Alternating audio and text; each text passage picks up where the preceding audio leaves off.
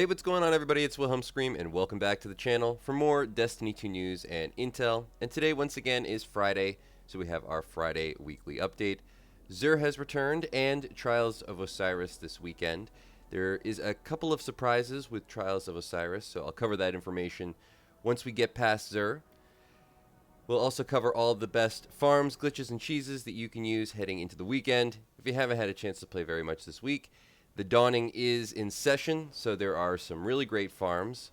A few cheeses in that regard. If you're looking to farm out any of the new loot from the Dawning, there is a really good pulse rifle that you're probably going to want to get while you have the chance. But first off, XUR today is selling the Colony Catalyst, the ultimate troll weapon for Gambit. Pick it up if you don't have it. Interesting weapon also in that the Colony has a tendency to glitch new activities such as raids, and occasionally you'll run across an enemy in a raid where you have to get a particular buff in order to break a shield, most notably in Root of Nightmares in the, I believe it was the second encounter, and in the Vault of Glass in the Gatekeeper encounter when you had to destroy the Praetorian shields and you needed that buff. Occasionally the Colony will break these things, and if you just muzzle stuff the enemy, that means if you get right up next to them, they will still destroy the enemy through the impenetrable shield that would normally require the buff. Those two ones that I just mentioned have been patched, but there's always new things that come into the fray as we go along, and weapons like this are the ones that you want to sort of keep in your back pocket for the occasional game-breaking glitch. We have the Heir Apparent Catalyst, which I don't find myself using that often, but it's still a reasonable weapon, and I do see certain Titans rolling with it in PvP, so if you're one of those Titans, bravo to you. But also, if you're not, maybe consider picking it up. We have the Lucky Pants for the Hunters with a 68 roll and actually a decent stat distribution. Maybe a little too much in mobility, though I know Hunters love their mobility, and I do think it plays into a general build for a Hunter. But 68 is a very high roll. Certainly pick these up if you don't have them. We have the Armamentarium for the Titan class with a 65 roll, fairly uniform across the board, but not a bad exotic in that you get an additional grenade charge, and that can play very well with certain prismatic builds that used to play really well with certain arc builds. Not totally sure how it goes into the meta at the moment, as I know Titans are very strong, but they're very strong in sort of a very specific path. So let me know if this is an exotic you would be considering picking up if you are a Titan. And then we have the Sunbracers for the Warlock class with a 65 roll. Not a bad stat distribution, and a decent exotic still, though I'm sure a lot more people are running prismatic these days, and I haven't really found a great prismatic build with the Sunbracers, though I'm sure there is one. I usually tend to go with Getaway Artist, or maybe a Strand build. I'll throw on Necrotic Grip, something like that. But let me know also if you're going to be picking this up. I would say if you're somebody who runs Solar, which does have some benefits now with the roaming super buffs that we got, this is a very decent exotic to pick up, and certainly a decent roll if you don't have them already. We have exotic class items this week for sale, so you can farm them out. Remember, so long as you have strange coins, you can buy as many exotic class items as you want. You will get random rolls on them. And if you're not somebody who ever did the Dual Destiny mission, first of all, I encourage you to go and do the Dual Destiny mission, as it is actually a good mission if you can get the opportunity to get in there and actually complete it at least once. You, of course, have access to exotic class items, but even if you didn't do that, now is the time. If you unlocked exotic class items during the Festival of the Lost, you can actually go and farm these out. This is only, I think, the second week since the Festival of the Lost. I know we're into the Dawning now, so things are going quick. Normally we have a lot more time in between Festival of the Lost and the Dawning. They were sort of back-to-back this year, but hopefully you can go and farm out some exotic class items, because they really do benefit you quite a bit with certain builds. Plus, they were really kind of the end game of the final shape, and if you own the final shape, it's unfortunate if you were never able to get one. I will mention also, as we go through all the stuff here in the more strange offers page, how to farm out strange coins the most efficiently this week. I know we still have the Zerf board. Obviously, if you picked it up already, you will not have this in the Xur inventory. I keep just being really lethargic on picking this up. But I will pick it up, and I'm sure I will hear about it once more in the comments, as I always do for not buying it yet. I'm not trying to troll everybody. Well, maybe a little. Over on our second page, remember we have the exotic cipher. If you're looking to turn your exotic armor into essentially Artifice armor, you will need one of these in order to unlock that secondary perk slot. So do that quest. It's an easy one to do. Over on the more strange offers page, we of course have our Favor of the Nine buff. You're going to want this if you're looking to farm out exotic class items, as it will award you a lot more strange coins from the ends of activities. And there are certain activities which probably people don't think to use this for because it's a low-level activity, but with the buff, you actually get a lot of strange coins for a very easy activity. Remember, this can stack 3 times. So if you've bought it 3 weeks in a row, I mean, that's the maximum that you can use it for. You can only buy it 3 weeks in a row and get a maximum buff. You can continue to buy it, of course, after that to re-up the buff, but a maximum of ×3, I believe. You're on the right track to getting a ton of strange coins for some very easy activities, especially right now. Talk about that a little bit more later. We have enhancement prisms for 17 strange coins. We have 11 enhancement cores for 17 strange coins. We have 17 enhancement cores for 23 strange coins. We have 33,000 glimmer for 7 strange coins. I'm always going to pick this up. And we have 41,000 glimmer for 11 strange coins. I'm also going to always pick this up. I know a lot of people say, why are you buying glimmer? There's so many easy ways to farm out glimmer. I know all of them. And you know what? This is still the easiest for me because I'm that lazy. I'm that lazy, guys. I upgrade a lot of weapons and, just an easy, 70,000 glimmer, I'm going to take it. 75,000 glimmer, it's right there. It's so cheap. Do you know how quickly you can get 7 strange coins and 11 strange coins? It's like 2 runs in some of the activities that we're going to talk about towards the end of the video. Of course, have our strange gift offers, or our strange gifts. Remember, you can also get a lot of different stuff from that. It's not just weapons. It's raid banners and miscellaneous things. So if you're looking to spend a single strange coin or 2, that might be the place to go. And now on to the real crux of today's video, the strange gear offers. We, of course, have our Hawkmoon with Hipfire Grip and Smooth Grip. This actually might be this is a very high aim assist Hawkmoon. So this is actually a really good one for PvP.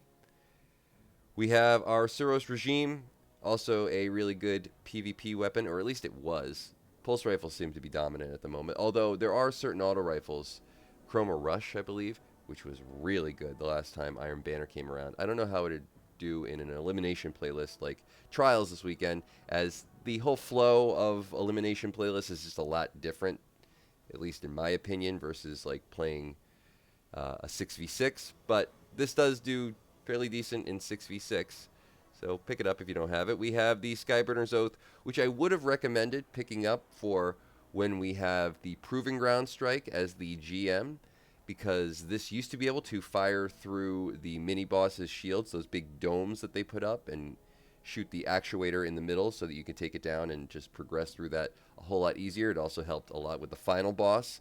Doesn't seem to do that anymore, so I don't really know why you would buy this particular scout rifle, but if you do, let me know in the comments section down below. Of course, any of the comments that we've or I've asked for in this video, will of course give you another entry into the next giveaway on this channel. Remember, we do one every 1,000 subscribers. You never want to miss out. When and if we reach 100,000 subscribers, we'll be giving away an Xbox Series or a PlayStation, a new PlayStation, or a video card if you play on PC. We also have the Two-Tailed Fox, which I would recommend picking up because this is another one of those weapons that has very interesting interactions in certain encounters. You can also use it because it double shots rockets to kind of cheese certain bosses, like in the new raid. If you want to get an early damage phase, you can use things like this. It also used to proc, I believe it was Overload champions, which I don't think it ever said it did, though maybe I'm wrong about that. But yeah, stuff like that.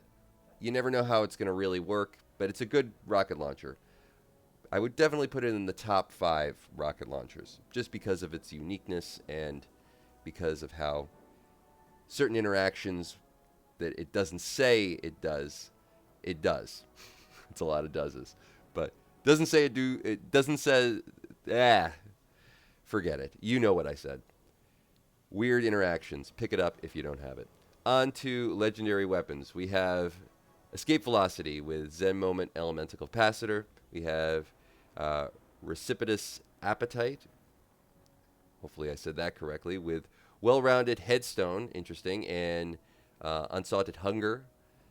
I'm sure I said so many things wrong there. You can let me know what I said wrong in the comment section down below. We'll give you another entry into the next giveaway for this video. But this is a Deepsight activation weapon with Headstone, and it's a submachine gun.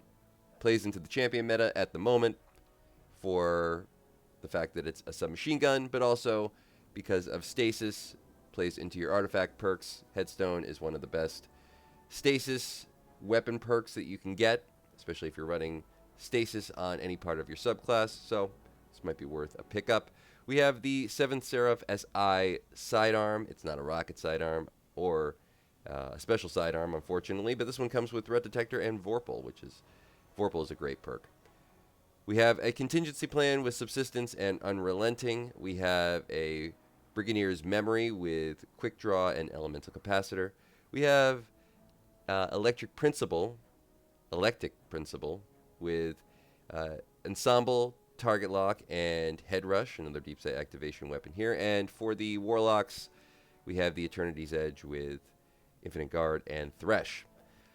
To Legendary Armor, we have the Gwenson Knight armor set this week, and nothing too good for the Warlocks. The Hunters, I believe, got a really good pair of boots, or the Titans. There was somebody who had a 67 roll boots. It was either the Hunters or the Titans. You can also let me know in the comment section down below. But better armor for those two classes versus the Warlock. The Warlock, we had this one piece, but the stat distribution is just kind of meh. Don't really need a lot of mobility on a chest piece for a Warlock. But that's going to be it for all the information regarding XUR today. Hopefully you found something in this video or that information helpful. We're now going to head over to Saint 14 for today's Adept weapon for Trials of Osiris. We haven't had Trials of Osiris in, is it 3 weeks? So, well, there was 2 weeks for Iron Banner, but yeah, like 3 weeks total since the last time we were able to head into some Trials of Osiris. So, interesting reward this week. But before we get there, I just wanted to stop off at all our normal vendors, kind of on the route over. We, of course, have Banshee44 with his daily refresh loot. See if there's anything decent here. We got a memory interdeck with Clown Cartridge and Elemental Capacitor. We have the Battle Scar with Perpetual Motion and High Impact Reserves. We have an Imperative with Keep Away, Attrition Orbs, another Deepsight activation weapon. We have the Imperial Decree with Slide Shot, Swashbuckler to Access, Deepsight activation weapon. And then we have a Funnel Web with Subsistence, Rangefinder, and Vice Singer. Good Funnel Web. For the exotic loot today from Legendary Lost Sector, somebody had asked me about this last weekend, how you actually know what exotics you're getting from Legendary Lost Sectors on a given day. And of course, I'll tell you what the Legendary Lost Sector is. But the way you can tell is by going over to the focus decoding on the first page. So today, it doesn't really work this way anymore because you only get exotic Engrams from the end of Legendary Lost Sectors, but they essentially moved the impetus of what you get from a drop rate from a Legendary Lost Sector to actually Master Raoul. So the 1-for-1 exotic Engram turning in or focusing is for boots today. So essentially, the Legendary Lost Sectors are awarding exotic boots because that's what you can turn them in for today, but you can also just farm up exotic Engrams, as you saw I was doing. Over at Ava Levant, somebody said Space Grandma in the comments on my last video, and I just love that. So if you can leave a hashtag Space Grandma down in the comment section, that'll also give you another entry to the next giveaway for this video. I really did enjoy it. But there was tons of problems with the Dawning launch. So many things were not working properly. People got their quests delayed. Some people got them locked. Some people were able to get the event card for free if you were able to sign in early, and you're able to keep them now. And then, of course, Bungie made it not free and made it 1,000 silver. I don't know if it's worth 1,000 silver personally. Congratulations if you did get it free. I'm one of the opinion that if people got it for free, then you should just make it free. I mean, it's just an event card. Come on. There's other cosmetics that they can sell. They have a whole store of cosmetics. Do we really need to pay $10 for just an event card when you've given it away accidentally?